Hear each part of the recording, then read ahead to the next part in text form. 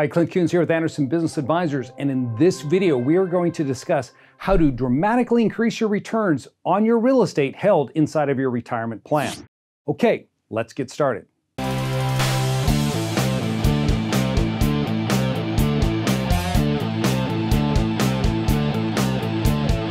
Now, many of you are probably familiar with the fact that you can buy real estate inside of a self-directed IRA. I mean, there's plenty of companies out there that talk about this technique. And in fact, many of you that are listening to this video right now, watching this, may have already done that.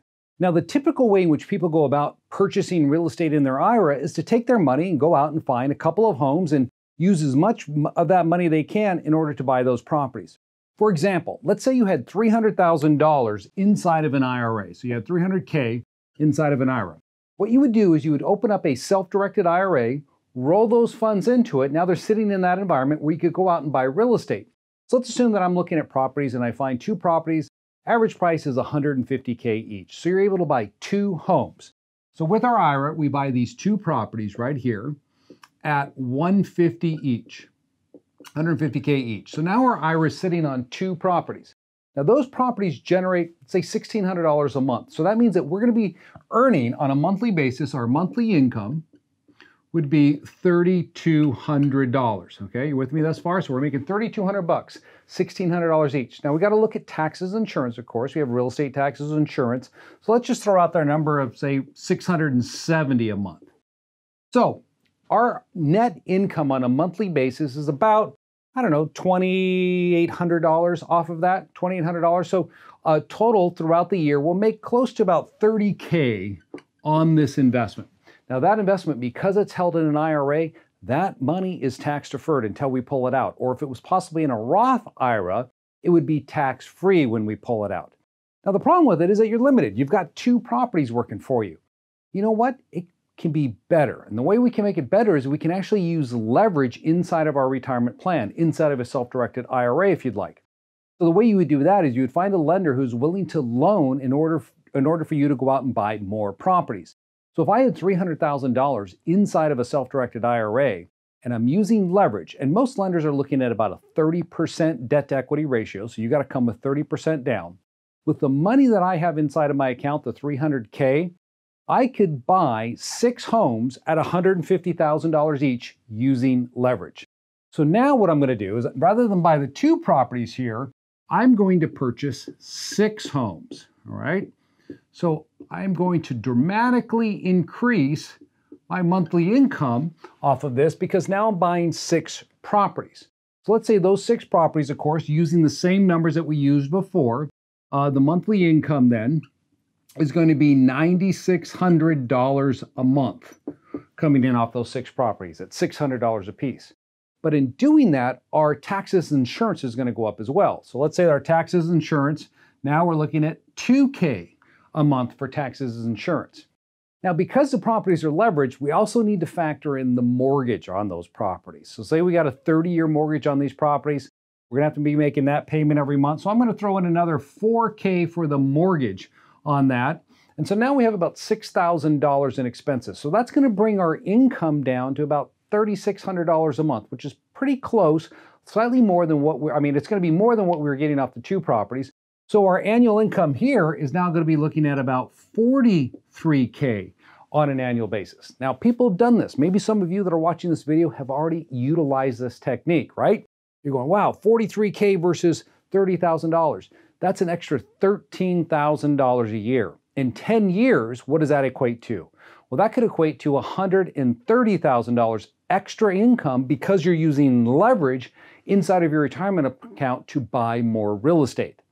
Now, the problem with this strategy in using an IRA to do this technique is that what most people don't factor in is income taxes.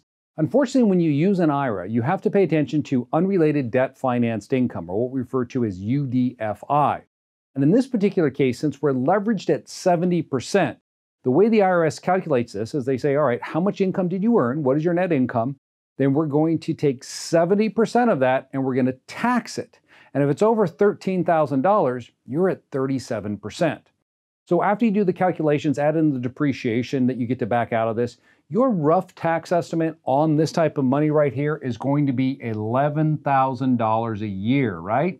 So we got to back that out. So now we're down to earning $32K a year. Still more than what we did without the leverage, but not significant, right? So you're looking at these numbers going, well, wow, why would I leverage if I'm only going to make an additional couple $1,000s a year because the IRS is going to hit me with taxes? Well, what you're not considering then is the increase in value of the assets which you're holding.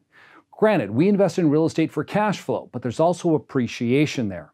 Let's assume that we add in 2% appreciation to these assets, right? That they're going to grow at 2% a year for the next 30 years.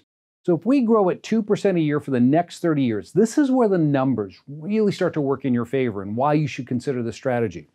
So if I grow at 2% a year for the next 30 years, let me just clean this up a little bit here. All right, so we had a leveraged asset over here. Let's go this times 6. And we had 32K here.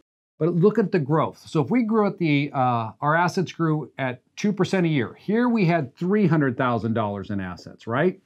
Now over here, I had $900,000 in assets because I used leverage. So if $150,000 for each property times 6 equals $900,000. So you have to look at it from what is the value of the real estate that you're holding. So between these two numbers, after 30 years, assuming a 2% annual increase, the value of those properties with the traditional IRA where you bought for cash would be $543,000. So this would be the value of your account for retirement purposes. Now on this side, since you had an additional 4 properties or 3 times as many, it's actually going to be $1.6 million. Look at that. You have triple the amount of income now, wealth for your retirement, to carry you through retirement by using leverage. But we also need to look at the income that we made off these properties as well. Now, roughly what we're going to have here, if you add up all the income over 30 years, you'll have about 1.2 million, and that's going to be about the same, 1.2 million right there as well. So the total value here, 1.7, total value here, $2.8 million in total retirement value for ourselves. So we've generated an extra $1 million in retirement income by using leverage inside of that self-directed IRA retirement plan. Now, those of you doing this, good for you. You figured out the numbers, you know that they work in your favor.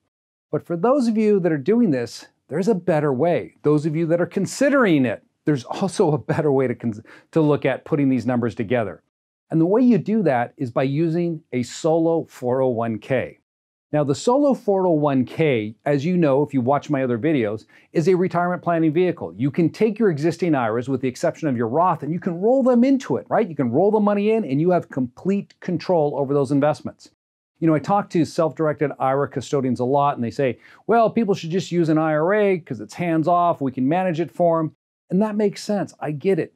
However, when you use a solo 401k, the reason why we're using it is to take advantage of the unique features that it provides us. Namely, in this context, if you were using a solo 401k, what you're able to do is eliminate those federal taxes. Remember what I showed you? That you were making $42,000 here. So in this case right here, I said it was $32K because we had $11,000 in federal taxes because of UDFI, the debt financed income. Well, guess what? When you're using a 401k plan, add that $11K back in. You don't have to pay it. Now on this side, with my 401k doing it, I'm generating $43,000 in income on a monthly basis, okay? So you can see where the numbers are gonna go here. With the $43,000 or that extra $11,000 in income, it's going to bump my numbers for me here by a large amount. So what happens then is you still get the same amount of properties, you're still going to get the same growth there. So this is going to be 1.6 million, but where the numbers are going to change is on the income. Because you get that extra $11,000 a year, the income accumulation inside of this plan will be 1.7 million. So it turns out that at the end of the day, you're going to have $3.3 million here, 3.3 million for your retirement, versus 2.8 using a self-directed IRA with leverage, versus 1.7 with not using leverage at all inside of your IRA. I mean, listen, if you're banking on real estate for your retirement, it's a great strategy. I get it. That's what I've done in my own investing. But consider the numbers. Look at those. Sit down with someone who understands it. They can analyze your portfolio and come up with a solution for you based upon your time frame to really pump up those numbers so that when you retire, you can live the lifestyle you want, rather than probably down here, you're going to have to give up a few vacations you decided you wanted to take. Up here, we're going to be able to take those same vacations because we have more money. If you'd like to learn more about how this would affect you, be sure to click on the link to sign up for a free strategy session where one of our advisors will go through this with you and help you set up this type of plan so you can take your investing to the next level. My name is Clint Coons with Anderson Business Advisors, and I wish you the very best with your investing.